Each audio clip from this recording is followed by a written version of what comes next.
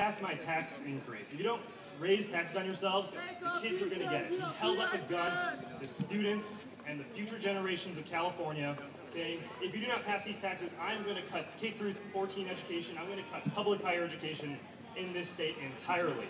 And at that point in time, there was zero K through upside for us. 14. Zero whatsoever, until this last May, when finally he decided that, okay, well, if I'm risking $250 million of UC money, I guess there can be a little something in it for you. And I'm gonna promise you $125 million that I can't legally promise you, because I have to obligate a future state legislature that hasn't even been elected yet to give you that money. So keeping in context, that is the victory that we got. That is what students went out there, and we did our part to make sure that $250 million wouldn't be taken away for this pathological system that is bent on destroying public higher education in California. So what do we have to do now?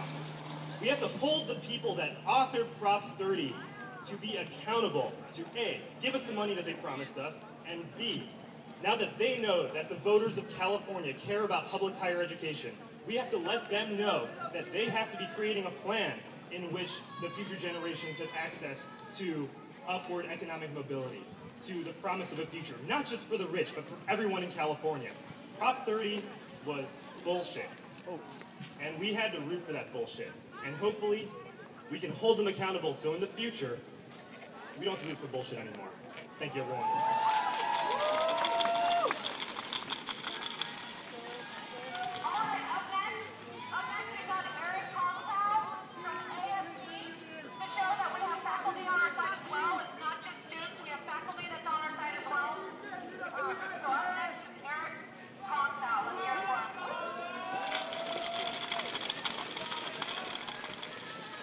Hi, I just have just a very few things to say before I scurry off to teach. Listen, Prop 30 is a necessary but not sufficient condition, right? And we're with you, and also this represents a deep demographic shift, and that shift is perceived by the actors, namely the voters, before the historical actors, before the historians, before the people and the policies that understand what that is. That's happening. Money will start to flow, money needs to flow more, but now the policymakers also need to understand that teachers are actors, students are actors, and that needs to keep on happening. And I'm with you, and let's keep on fighting for public education, for reasonable fees, for moving forward with real critical education.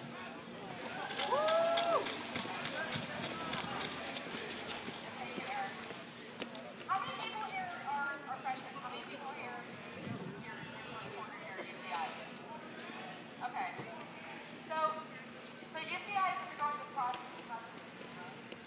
And Prop 30 isn't going to stop that from happening. What privatization is that public education, instead of being something that can't be bought, owned, or sold, is becoming something that's controlled by private interests. That's why the knowledge that's being manufactured here is becoming controlled by private interests. And what we're here to do is just try to stop that from happening. Up next, we have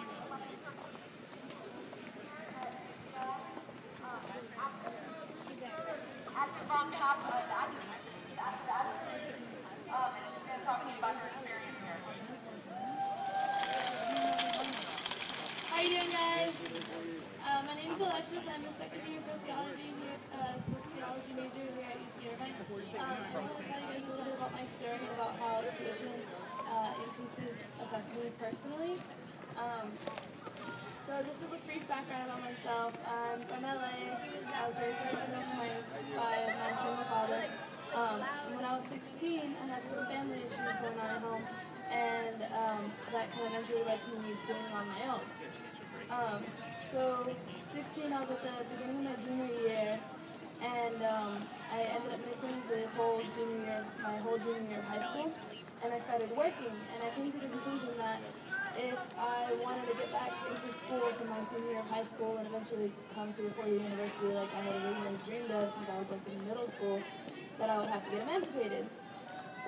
So I went ahead and worked with like nonprofits and and I got lawyers and stuff, and I ended up getting emancipated. For those of you who don't know what being emancipated means, it means that you have to get lawyers and go to court and prove to a judge that you're like responsible enough to be an adult before you're 18. So I did all that, and I had a lot of people help me out, and thank God everything happened fine. So I started my senior year back at University High School on the west side of LA, and I worked like 30 hours a week, and I was doing, college applications and playing softball, and I was really involved in school and everything. And people who didn't even think that I was going to be able to graduate high school because of my situation and everything that happened were surprised that not only did I graduate, but I got myself here straight to a 4-year university. So, thanks. So yeah, not only did I graduate, I got here, and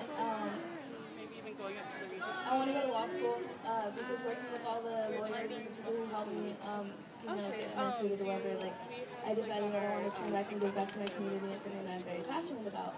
However, that's going to be kind of hard to do if I can't even pay for undergrad. Right now, I qualify for financial aid. I'm below the federal poverty line, and I'm financially independent. So they only look at like the part-time job that I make, and I make a little bit of money. So I get a lot of financial aid, but I don't get enough. My EFC is 0. So those of you who qualify for financial aid, you know what that means, that your expected contribution is 0. But I still have to take out thousands of dollars a month. And so whatever I don't, so I take out enough loans to pay for like my school and everything else, but like personally my budget for food and clothes and books and school supplies and everything else like comes out of the money that I make from my part-time job. With the heavy school schedule that I have to make to stay on track to graduate within 4 years, I can only work weekends, and I work like a minimum wage job at the golf course around the corner.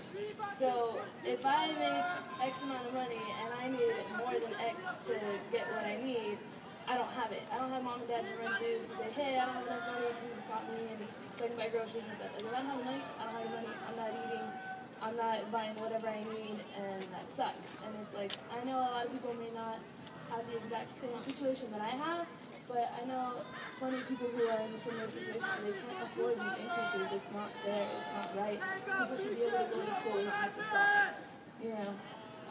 My best friend's parents had to take out a second mortgage to put her through school, and she's doing her second year exam today. I just don't feel that it's right, and I feel that, just because you can afford to buy chocolate tea every Friday doesn't mean that, like, it's okay. Like, it's not right. And I think people should be more upset about it and realize how much of an issue it is, because it is an issue, and it's something that we need to pay attention to. So.